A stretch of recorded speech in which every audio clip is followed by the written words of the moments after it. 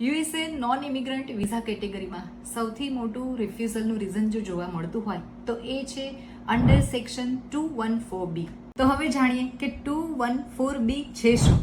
ઇન્ટરવ્યુઅરને એવી સત્તા આપવામાં આવેલી છે કે જો એમને જરાક પણ એવો ડાઉટ રહે કે આવનાર વિઝિટર્સ યુએસની અંદર સ્ટે કરી લેવાના છે તો એમને આ એક્ટ હેઠળ રિફ્યુઝલ આપી શકે છે.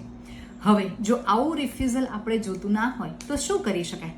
એના માટે જ્યારે આપણે વિઝા એપ્લાય કરીએ છીએ ત્યારે આપણે સૌ પ્રથમ આપણે જે ડોક્યુમેન્ટ રિપ્રેઝન્ટ કરીએ છીએ એ ડોક્યુમેન્ટ્સમાં કોઈ પણ જગ્યાએ કોન્ફ્લિક્ટ ના થાય એનું ધ્યાન રાખવું જોઈએ.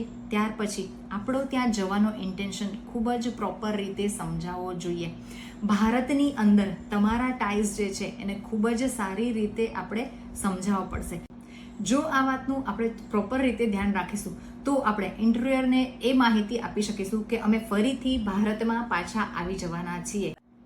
જો તમારે આવી કોઈ પણ સર્વિસની જરૂર હોય તો આજે જ તીવ્રક ઇમિગ્રેશનનો સંપર્ક કરો. અમે